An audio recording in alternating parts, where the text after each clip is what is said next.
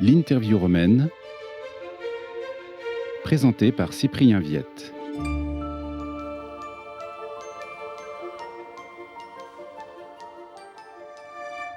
Mère Yvonne Rongoat, bonjour. Alors, vous avez été la supérieure générale des filles de Marie Auxiliatrice, qu'on appelle aussi les Salésiennes de Don Bosco, pendant 13 ans. Avant de parler de votre rôle au Vatican, est-ce que vous pouvez nous rappeler quel est le charisme de votre congrégation et quel a été aussi votre appel personnel à suivre cette voie? Et nous sommes une congrégation de 11 000 sœurs à peu près. Son charisme, c'est l'éducation. Dans les différents aspects de l'école, la formation professionnelle, au temps libre. J'ai été provinciale d'abord en France, puis je suis partie en Afrique, dans l'Afrique de l'Ouest. J'ai été provinciale aussi d'une province de 6 pays. Et enfin, je suis arrivée au Conseil général à Rome, où je suis restée 25 ans, parce qu'entre conseillère et supérieure générale pendant 13 ans. Une vie ouverte sur le monde entier. Alors, vous avez évoqué votre expérience en Afrique. Est-ce qu'en Afrique particulièrement, les religieuses sont un moteur du développement et de la promotion des femmes? C'est certainement un aspect important. Non? Beaucoup de congrégations travaillent avec cette attention de la promotion des femmes. Dans les différents aspects, nous-mêmes, à partir de l'éducation, nous sommes très attentives à favoriser, par exemple en Afrique, l'éducation des filles, parce que encore dans beaucoup de pays, beaucoup de filles n'ont pas la possibilité ou peu de possibilités d'être scolarisées. Personnellement, j'ai été très marquée par la vie en Afrique où j'ai pu découvrir beaucoup de valeurs humaines et bien sûr aussi une église en plein développement. Je dois dire que ça m'a beaucoup marquée et aussi transformée même pour le reste de ma vie. J'ai été très heureuse en Afrique. La situation française est plus difficile pour les vocations féminines. Est-ce que ce regard que vous portez justement sur le reste du monde, sur cette ouverture internationale que vous avez vécue, peut aussi redonner à la vocation religieuse féminine un attrait? Est-ce que c'est ce dont vous cherchez à témoigner quand vous revenez en France ou dans votre ancien mandat de provinciale de France? C'est pas totalement le désert, parce qu'il y a des vocations. Elles sont moins nombreuses. Et c'est sûr que quand on regarde le monde entier, l'espérance reste pour nous qui sommes une famille internationale. Il y a toujours, je dirais, un peu d'oxygène qui rentre dans certains pays. Et donc, je crois, oui, moi j'ai beaucoup d'espérance et nous sommes présentes dans 95 pays du monde que j'ai eu l'occasion de visiter pendant ces années de conseil général. Et donc, les rencontres avec les jeunes dans tous les contextes sont toujours une source d'espérance et d'ouverture qui m'ont toujours renforcé dans le cœur cette espérance. Et les jeunes ont besoin de trouver des adultes à leur côté qui les apprécient, qui leur font sentir la confiance, qui les écoutent. Je crois que c'est très important. Moi, je m'encourage toujours à vivre, à multiplier ces présences aux côtés des jeunes avec la possibilité de dialoguer et de cheminer avec eux. Vous avez aussi exercé la présidence de l'Union des supérieurs majeurs en Italie. Oui. L'écosystème italien est encore assez dynamique sur le plan de la présence des religieuses, de la visibilité sociale des religieuses aussi. Comment, en tant que religieuse française, bretonne, vous avez vécu cette expérience d'immersion dans un paysage italien assez animé, disons? Oui, ça a été une grande surprise pour moi parce que, d'une part, parce que j'ai été élue présidente de l'Union des supérieurs majeurs d'Italie à un moment où je ne m'y attendais pas. Et il est possible que si je l'avais su auparavant, je n'aurais pas accepté. Comme déjà ça m'était arrivé quelques années auparavant.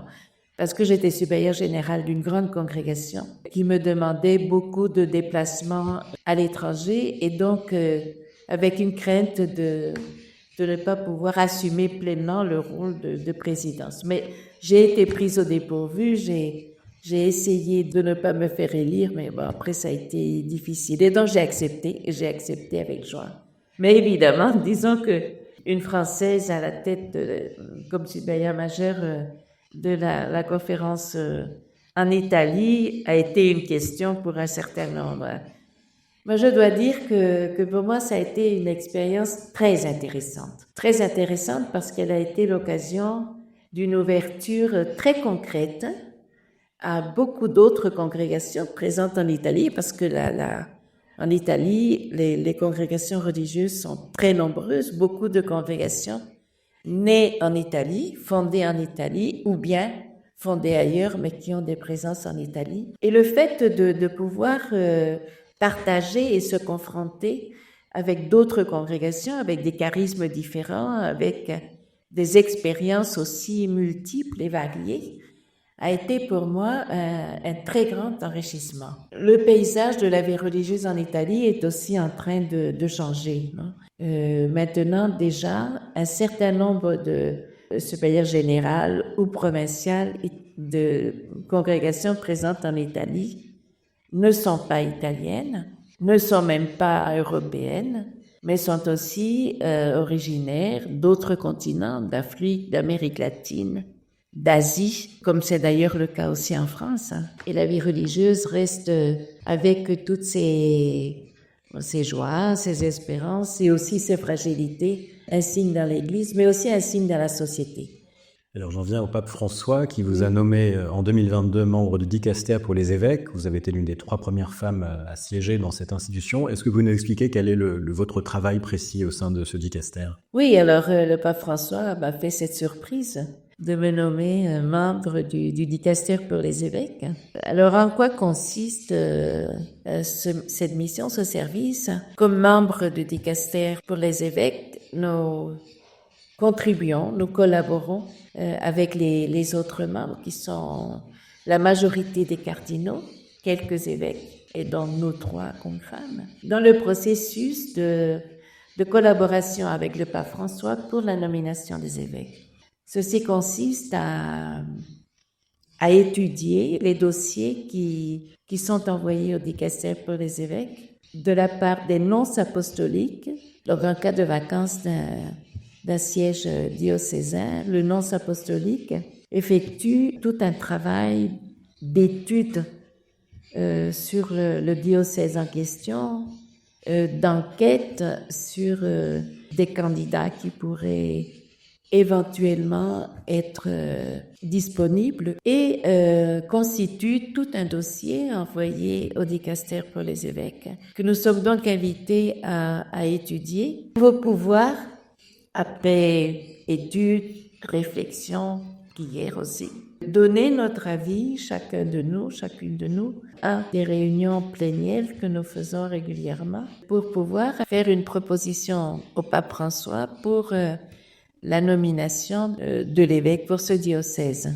Évidemment, le pape François a la dernière parole sur la nomination des évêques, mais c'est un travail de préparation, de discernement. Alors le pape François vous fait beaucoup travailler puisque vous avez aussi été experte et facilitatrice lors des assemblées du synode. Est-ce que vous pouvez nous expliquer un peu quel était votre rôle et puis comment l'autorité d'une religieuse peut être reçue dans les tables de travail par des cardinaux, des évêques ou par l'ensemble des participants au synode? Oui, alors ça a été une autre surprise d'avoir la demande de participer comme facilitatrice durant le synode. Je dois dire que j'avais un peu de crainte au départ parce que je me demandais effectivement comment accompagner, parce que la tâche d'un facilitateur et d'une facilitatrice est d'accompagner le discernement d'un groupe de travail. La composition était linguistique, mais bien sûr par langue avec des cultures différentes, parce que j'ai accompagné des tables de travail en langue française et nous nous sommes retrouvés, plusieurs évêques ou cardinaux provenant de différents pays d'Afrique, provenant du Canada, provenant d'Haïti, provenant de la France, et donc de réalités bien différentes. Alors, la facilitation était de favoriser le climat d'échange dans la méthodologie de la conversation dans l'esprit, qui a été, je crois, une clé dans la réussite et dans la création aussi du climat qui s'est créé au synode, qui donne la possibilité à chaque membre de pouvoir prendre la parole en toute liberté, de pouvoir aussi être écouté, de faire l'expérience de se décentrer de sa propre pensée pour se laisser toucher par la pensée des autres membres et surtout d'arriver à partir de là à construire ensemble un contenu d'une réflexion, un résultat d'une réflexion, dans le but d'être partagé en assemblée générale, avec la conviction que, après l'écoute aussi dans la prière de l'Esprit Saint, que ça peut être une contribution à la vie de l'Église en ce moment. Alors, ce début d'année 2025 est marqué au Vatican par plusieurs évolutions importantes dans le gouvernement de l'Église. Pour la première fois, une religieuse a été nommée à la tête du dicaster pour la vie consacrée. Bientôt, une autre religieuse sera présidente du gouvernorat de la Cité du Vatican. Quel regard vous portez sur cette féminisation un petit peu du gouvernement de l'Église ? La première chose que je dirais, je crois, c'est que le pape François est cohérent. Il a plusieurs fois souligné l'importance de donner des responsabilités aux femmes dans l'Église, bien sûr selon leurs compétences, selon aussi les lieux qu'elles peuvent occuper. Et il passe à l'acte. Il fait des gestes qui sont, je crois, des pas décisifs, qui sont un signe de la confiance réelle qu'il donne aux personnes qu'il choisit parce qu'elles ont la compétence pour remplir le rôle qui leur est confié. Je pense que derrière chaque personne qu'il nomme, sœur Simona Brambilla comme préfète du dicaster pour la vie consacrée et les sociétés de vie apostolique, elle est aussi un symbole, je dirais, non? Que derrière elle, il y a toutes les consacrées. La vie consacrée, la grande majorité des instituts de vie consacrée est constituée par les congrégations féminines, je crois autour de 80%, si je ne me trompe. Les congrégations masculines ont aussi leur importance, mais certainement qu'elles sont prédominantes des congrégations féminines. Et donc, le fait de nommer une femme et une religieuse à la tête du dicaster est un signe dans lequel se retrouvent et peuvent se refléter aussi toutes les congrégations féminines.